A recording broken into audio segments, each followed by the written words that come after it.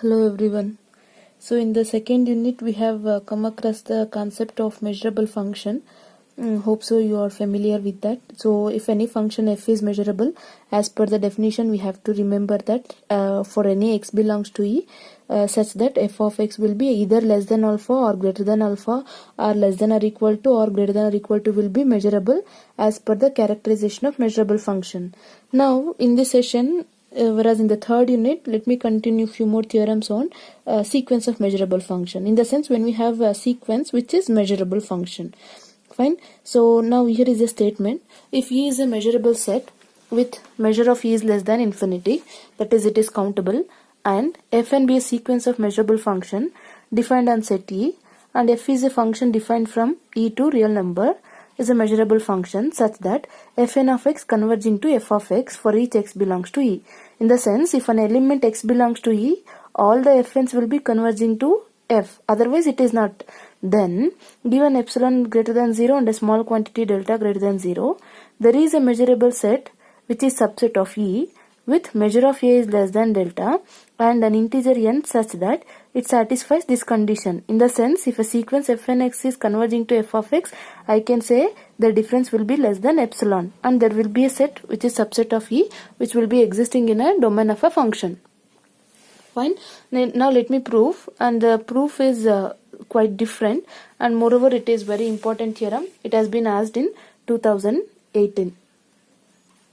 Fine. Now coming to the proof, we are going to prove this by contradiction method. Let me take a set Gn as a set of all the elements such that I'll just going to assume reverse of this. Since it will be converging, so as per the definition, when you're going to take difference, it should be less than epsilon. But what I'm going to assume is, let me assume a set Gn which contains all the elements such that Fn of x minus f of x will be greater than or equal to epsilon. Other than this, possibility is greater than or equal to. So I have assumed all other possibilities for each n belongs to natural numbers.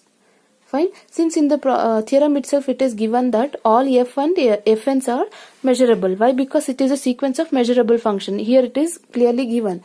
Fn is a sequence of measurable function, and moreover f is also measurable function. So I can write fn and f are measurable. Why? Because it is given in the problem.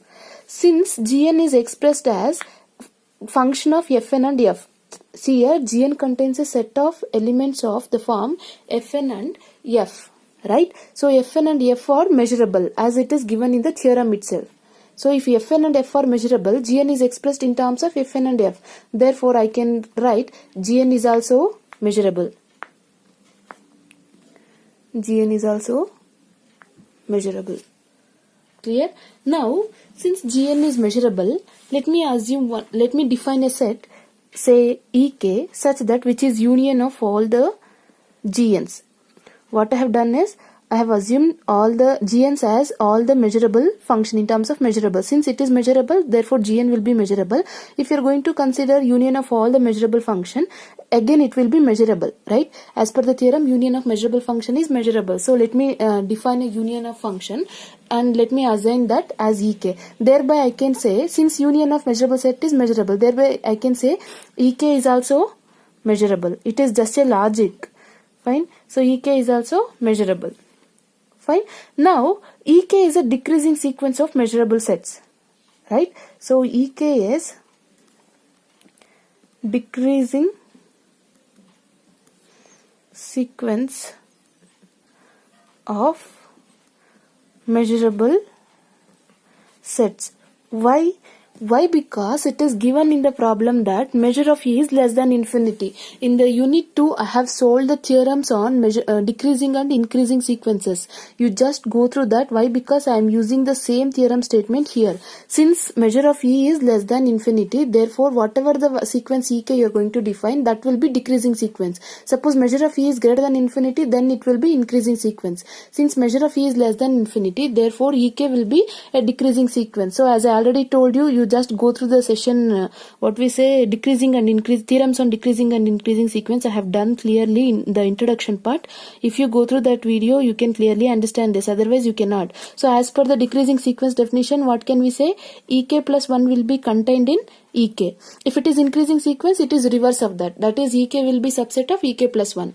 So here it is decreasing, so I can write Ek plus 1 will be contained in Ek. Fine. Now let me take Ek as x belongs to E.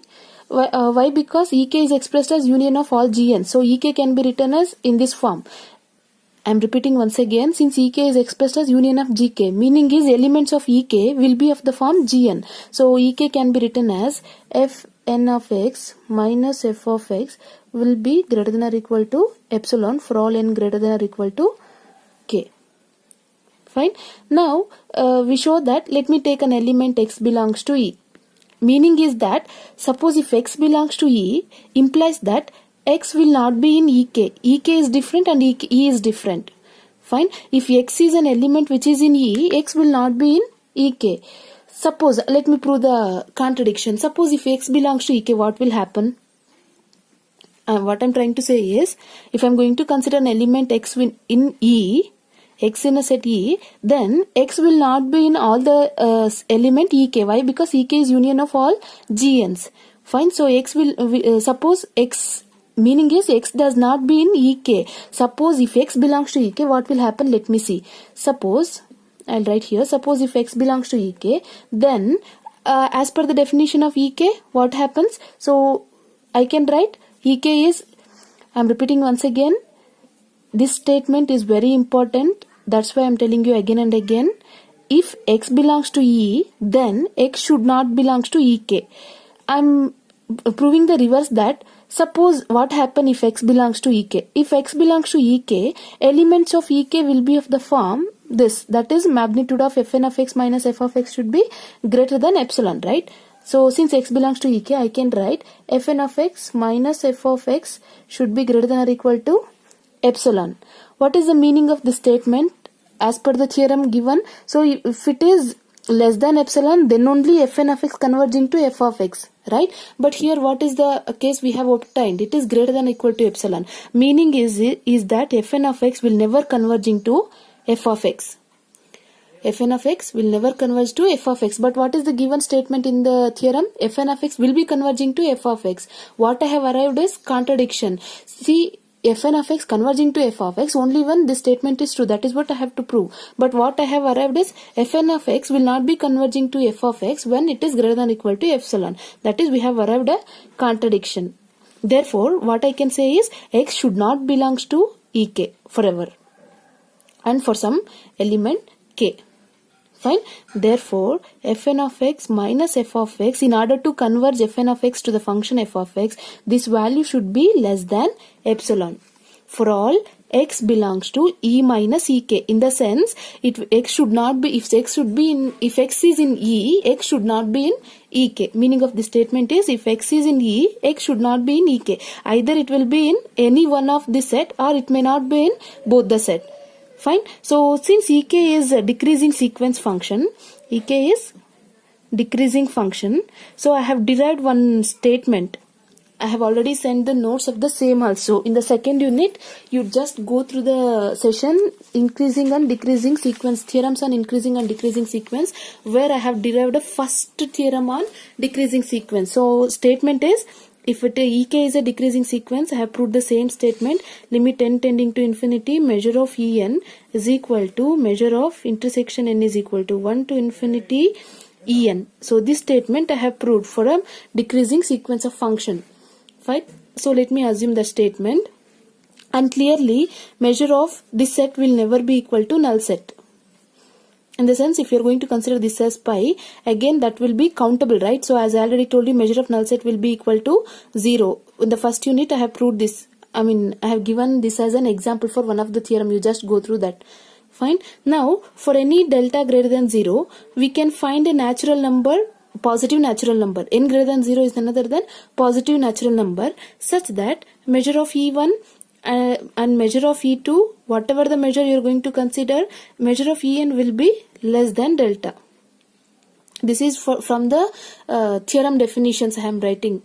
Decreasing sequence theorem. This statement is theorem for decreasing sequence function. So if I am going to consider any positive natural number such that measure of all the ENs will be less than delta. That is, I'll just write the generalized form.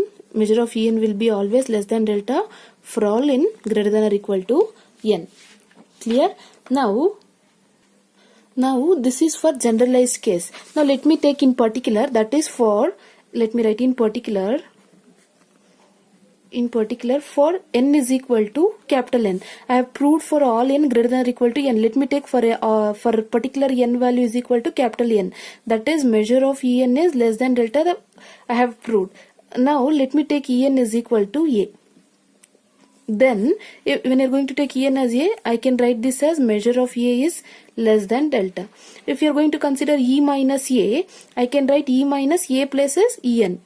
En will be equal to x belongs to E such that Fn of x minus f of x will be less than epsilon. Why? Because as I already told you, when x belongs to x E minus Ek, all the elements in the form Fn of x minus f of x will be less than epsilon. So in place of Ek, what I have taken is A. So E minus A will be containing the elements of the form Fn of x minus f of x will be less than epsilon. This is what we need to prove. Let me write one more statement. That is, for all x belongs to E, Fn of x minus f of x will be less than epsilon for all n greater than or equal to n, and for all x belongs to E minus A.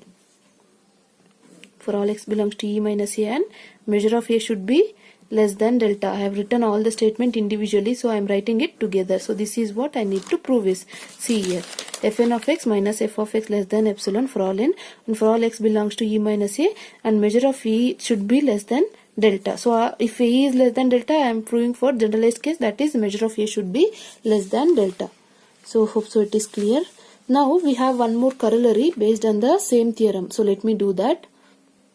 Here is a corollary, and which is based on the theorem what we have proved now. So if E is a measurable set with measure of E less than infinity, in the sense it is a decreasing sequence of a measurable function defined on E converging to F, that is defined from domain E to R. AE in the sense almost everywhere. It is already sent in the notes, so it is almost everywhere on E. Then given epsilon greater than 0 and delta greater than 0, there is a measurable set A subset of E with measure of A less than delta and an integer n such that magnitude of, that is difference of Fnf minus f of x less than epsilon for all n greater than or equal to n, and for all x belongs to E minus A. So in the previous theorem, what we have proved is Fn of x minus f of x less than epsilon for all x belongs to E minus A when Fn of x is converging to f of x. But it is not given here. Fn of x converging to f of x is not given. So Fn of x minus f of x should be less than epsilon for all n greater than n for all x belongs to E minus A, only given data. So we have to prove that it is a so if f is a measurable function, then there exists a measurable set A which is subset of A which satisfies this condition. So we have to prove that by making use of the theorem. Now what I'm going to do is, since we have to prove this, that is Fn of x minus f of x less than epsilon, so let me take a function, I mean set F such that as x belongs to E, Fn of x which is not converging to f of x. So in the theorem what we have proved is Fn of x converging to f of x, then only it satisfies this condition. But here I am taking, suppose Fn of x is not converging to f of x, then I can clearly say measure of f will be equal to 0. Now let me consider a set E1 such that which contains E minus f, E in the sense which contains all the sequences, in the sense a sequence which is converging to f of x, a sequence which is not converging to f of x, all the elements will be in set E. So if you are going to subtract f from E, you will get a sequence which is converging to f of x. There is only two cases, either it should be converged or it should be not converging, right? So I have already taken that f as not converging. So E contains both converging set and not converging set. So remaining will be, when you're going to subtract not converging, that is Fn of x which is not converging to f of x, only left thing is Fn of x which is converging, right? So I'm going to remove this, so you will get x belongs to E removing in the sense I am not erasing this. Try to understand. So E contains a set of sequence which is converging to f of x and which is not converging to f of x. Now f is taken as a sequence which is not converging. So now I am going to define a set E1 which is such that E minus f. In the sense I am subtracting a set E. I am subtracting a set F from this set E. So when you are going to subtract E, you are not going to get this one. That is sequence which is not converging. Only left thing is sequence which is converging. So I will get Fn of x which is converging to f of x. Anyhow Fn and f is measurable. So I can say this set is also measurable. Is measurable set. Fine. Now in the above theorem what we have proved, that for any epsilon greater than 0 and delta greater than 0 there exists a measurable set A. Let me take this as A1 which is subset of E1. Why? Because I have taken the set E as E1. Fine. So A1 which is subset of E1 with measure of A1 is less than delta. That is what I have proved is. See here, I have proved here. Measure of A less than delta for E minus A. That is, in place of A, I have assumed A1 and E1. Clear? So by the previous theorem, I can take this, and what it says, if this was the case, I can write f1 of x minus f of x will be less than epsilon for all n greater than or equal to n, and for all x belongs to E1 minus A1. This is from the previous theorem that we have proved in this session. Clear? Now let me consider a set A as A1 union F. Fine. So if this was the case, I can write E1 minus A1 as E minus A. Fine. And moreover, measure of A will be equal to measure of A1 union F. Further, I can split this as measure of A1 plus measure of F. I am going to apply measure on inside, so you will get this. Again, this will be equal to measure of A1 which is less than delta. Why? Because measure of F is 0. So I have substituted measure of F is 0. So I have obtained measure of A1 is less than delta. Why? Because measure of A1 less than delta, I have proved this in previous theorem. Fine. So I have used this in the proof of a corollary. So measure of A1 is less than delta. Now we have a measurable set A which is subset of E with measure of A is less than delta. Right? So it is for generalized case. Measure of A is less than delta. And an integer n such that Fn of x, by the previous theorem I can write f of x is less than epsilon for all n greater than or equal to n and for all x belongs to E minus A. What is the previous theorem says? If A is subset of A and moreover measure of A is less than delta for all n, I can write this. And this is what they asked to prove. See here. Fn of x minus f of x less than epsilon for all x belongs to E minus A. Fine. So theorem is asked in one of the year, but not sure about the corollary. Please go through this theorem. It is very important, and notes has been forwarded in the group. Thank you. Continue in the next session.